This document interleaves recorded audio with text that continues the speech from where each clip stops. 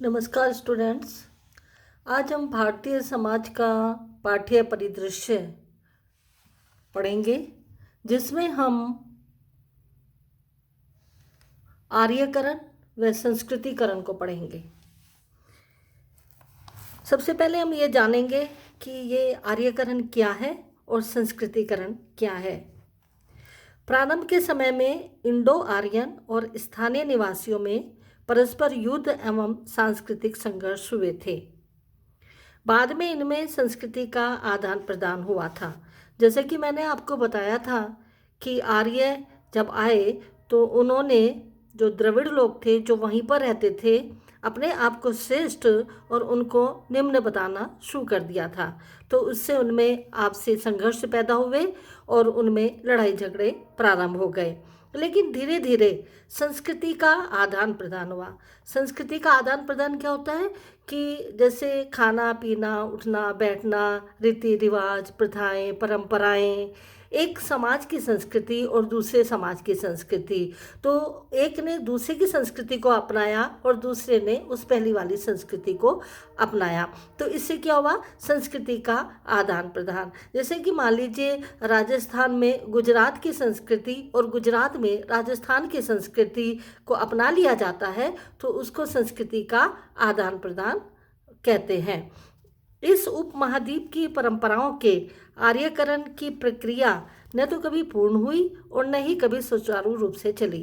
Indo Aryan चरागाही अवस्था से कृषि आर्थिकी की ओर विकसित हुए थे। ये धीरे धीरे पूर्व की ओर बढ़े तथा विंध्य पर्वत पार कर लिया था इन्होंने। इनमें तथा स्थानीय निवासियों की संस्कृति में सम्मिश्रण प्रारंभ हो चुका था। जो वहाँ के निवासी थे, जिनको बाद में द्रविड़ के नाम से जाना गया, उनमें और जो आर्य लोग आए थे, तो आपस में इनमें संस्कृति का आदान प्रदान हुआ। तो इनमें सम्मिश्रण हो गया कि संस्कृति का सम्मिश्रण हो गया, संस्कृति मिलजुल गई।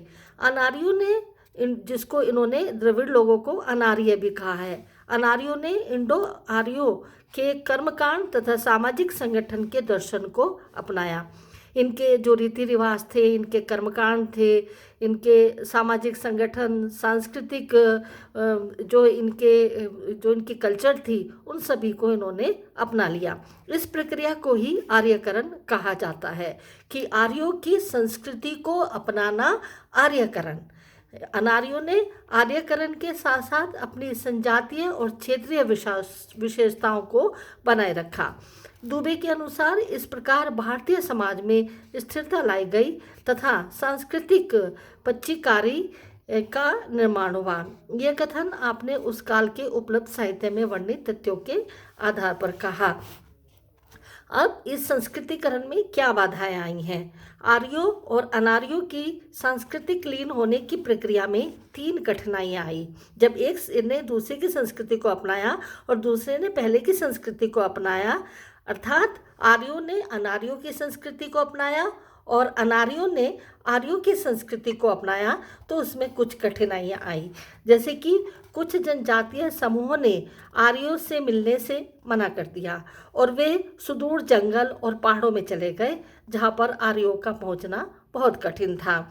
इनमें से आज भी कुछ अनार्य अपनी पहचान बनाए हुए हैं, वो आज भी अनार्य बने हुए हैं। दूसरा था, कुछ शक्तिशाली संजातीय समूहों ने आत्मसातकरण से संबंधित विशेष समस्याएं खड़ी की। आत्मसातकरण यानी कि संस्कृति को अपना लेना, उसमें ही मिल जाना।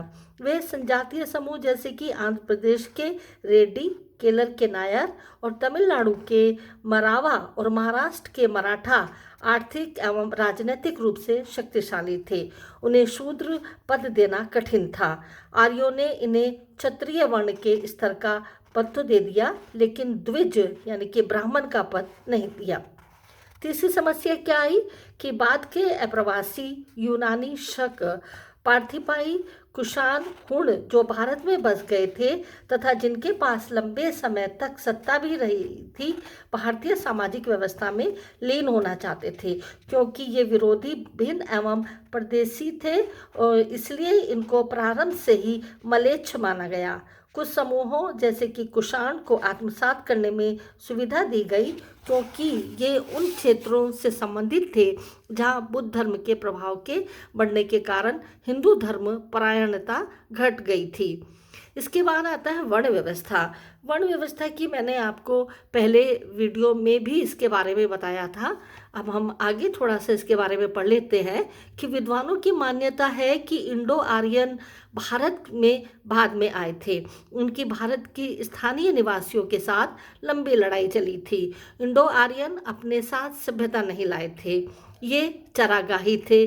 आक्रमणकारी होने के कारण अपने को उच्च मानते थे, अपनों में ही विवाह करते थे। धार्मिक पवित्रता और रक्त शुद्धता और अस्पृश्यता की धारणा इनके अंदर विद्यमान थी। इसी धारणा के कारण इंडो आर्यन भारत के स्थानीय लोगों से शारीरिक संपर्क, अंतर्भोज यानी कि उनके साथ खाना पीना, विवाह आदि नहीं करते थे। इनके सामाजिक संबंध नियंत्रित हुआ करते थे। इन कारणों से वर्ण वर्ण किसको कहते हैं? रंग को, रंग की प्रथा ने जन्म लिया और बाद में ये रंग की प्रथा जाति प्रथा में विकसित हो गई। इंडो आर्यन ने भारतीय संस्कृति तथा समाज में विभिन्न जनजाति समूहों के बीच अनेक नियमों तथा निषेधों को लागू करके अनेक जटिलताएं पैदा की।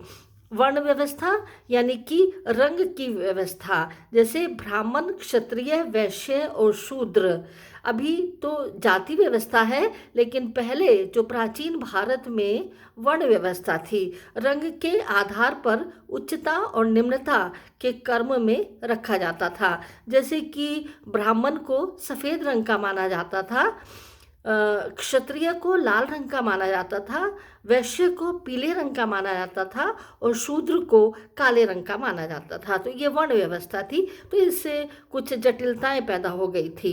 इंडो आर्यन के यहाँ के स्थानीय निवासियों के साथ जैसे जैसे संबंध बढ़ते गए, वैसे वैसे सामाजिक संरचना और स्त्रीकरण का रूप भी धीरे धीरे विकसित होने लगा। स्त्रीकरण, उच्चता, जब हमारे समाज में असमानता है और जब इस असमानता को उच्चता और निम्नता के क्रम में रखा जाता है तो उसको हम स्त्रीकरण कहते हैं। ये स्त्रीकरण है। तो ये स्त्रीकरण का रूप धीरे धीरे विकसित होने लगा था। दुबे के अनुसार इंडो आर्यन 3 समूह में विभाजित हो गए थे: राजन्य, ब्राह्मण और वैश्य। ऋग्वेद युग में रथी राजन्य जो थे वो राजवंशी थे, लोगों से मिलकर क्षत्रिय वर्ण का निर्माण हुआ था। तो इसको बोला था, इनको क्षत्रिय कहा गया। यज्ञों के विधि विधान के विशेषज्ञों और ब्रह्मवादियों तथा तत्व चिंतकों से मिलकर ब्राह्मण वर्ण बना था। वाणिज्य और व्यापार करने वाले वैश्य वर्ण के थे और इन तीनों वर्ण द्विज कहलाए। अनार्य लोग पहले से ही शूद्र समझे जाते थे। शूद्र कृषक के रूप में उभरे, लेकिन इन्हें द्विज का पद नहीं दिया जाता था। जो ये 3 वर्ण थे श्रु के, ये द्विज कहलाए और जो सबसे बाद का जो वर्ण था उसको शूद्र कहलाया गया और अनार्य पहले से ही शूद्र थे। इस 4 खंडी वर्ण संरचना के अतिरिक्त एक 5वां समूह अवर्ण था, जिसकी संजातीय स्थिति बहुत ही ज़्यादा निम्न थी। इनका व्यवसाय निष्कृष्ट था और उनके शारीरिक संपर्क से अन्य वर्ग के लोग अपवित्र हो जाते थे। द्विजों और शूद्रों के लिए उनसे संपर्क करना निषेध था। यह 5वां वर्ण अस्पृश्य वर्ण कहलाया और वर्णों में भी जाति संस्तरण मिलता है और ये जो वर्ण है इनमें भी जाति से उच्चता और निम्नता की भावना दिखाई देती है। स्त्रीकरण पाया जाता है। विभिन्न जातियों समय समय पर वर्ण संरचना से जुड़ती रही थी। विद्वानों के उपरोक्त निष्कर्ष वैदिक साहित्य पर आधारित थे। तो अनेक विद्वानों की मान्यता है कि प्रारंभ में वर्ण व्यवस्था वंशानुगत नहीं थी, इसका आधार कर्म था। कर्म के आधार पर ही ये वर्ण व्यवस्था थी, न कि जन्म के आधार पर। जैसे कि ब्राह्मण को माना जाता था, उसका श्वेत रंग का हुआ करता था और पठन पाठन का कार्य ब्राह्मणों का माना जाता था। क्षत्रिय लाल रंग का हुआ करता था, तो उसका जो कर्म था वो अपने देश की रक्षा करना और यानी कि क्षत्रिय धर्म का पालन करना, और जो तलवार है तलवार को धारण करना और ये सारी रक्षा करने का काम क्षत्रिय का था। और फिर आता है आपका वैश्य। वैश्य का काम व्यापार करना, और क्योंकि उसका रंग पीले रंग का था, और कृषि कार्य करना। फिर शूद्र आता है। शूद्र का रंग काले रंग का, और उसका कार्य जो था इन 3 जो वर्ण थे इन वर्णों की सेवा करना या स्वच्छता का कार्य करना। तो इस तरीके से आपस्तंभ धर्मसूत्र में लिखा गया है कि अधर्म का आचरण करने से उच्च वर्ण का व्यक्ति निम्न वर्ण का हो जाता था। अगर किसी व्यक्ति में बुद्धि और गुण होते थे तो वह उच्च वर्ण में जा सकता था। वर्णों की जटिलता और प्रदत्त परिस्थिति की कठोरता स्मृतियों के बाद बढ़ती चली गई। स्मृतियाँ क्या है? वेद, उपनिषद, और उसमें वो क्या है, उसमें ऋषि महामुनियों की वाणियाँ हैं। उसमें जो कुछ भी याद रह गया है वो स्मृतियों में लिख दिया गया है और उनको स्मृतियाँ बता दिया गया है। ऋषियों ने समय समय पर अपनी संहिताओं में विभिन्न वर्णों के बीच सामाजिक संबंधों तथा विवाहों पर रोक लगाने पर जोर दिया। इसमें वर्ण व्यवस्था कर्म के स्थान पर जन्म पर आधारित होती चली गई। फिर धीरे धीरे क्या हुआ? पहले वर्ण व्यवस्था कर्म पर आधारित थी और फिर धीरे धीरे ये जन्म पर आधारित हो गई कि जिसका जन्म जिस घर में होगा, जिस वर्ण में होगा, वो उसी वर्ण का या उसी जाति का व्यक्ति कहलाया जाएगा, कर्म के आधार पर नहीं होगा।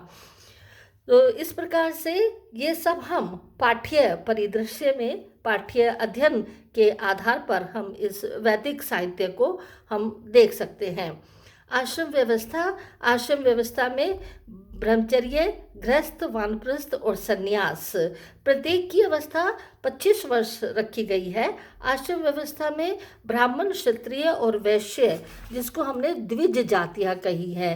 द्विज का मतलब होता है ब्राह्मण, ब्राह्मण के बराबर की जातियाँ। केवल ब्राह्मण वर्ण के लोग ब्रह्मचर्य आश्रम का पालन कड़ाई से करते थे। अन्य वर्णों में यह आश्रम कम लोकप्रिय था। शिक्षा, चरित्र और व्यक्तित्व का निर्माण कार्य ब्रह्मचर्य आश्रम में होता था। गृहस्थ आश्रम में व्यक्ति विवाह करके प्रवेश करता था, जिसमें व्यक्ति परिवार का पालन और धार्मिक कर्तव्यों को पूरा करता था। वानप्रस्थ और संन्यास आश्रम में व्यक्ति परिवार का त्याग करके समाज की सेवा करता था।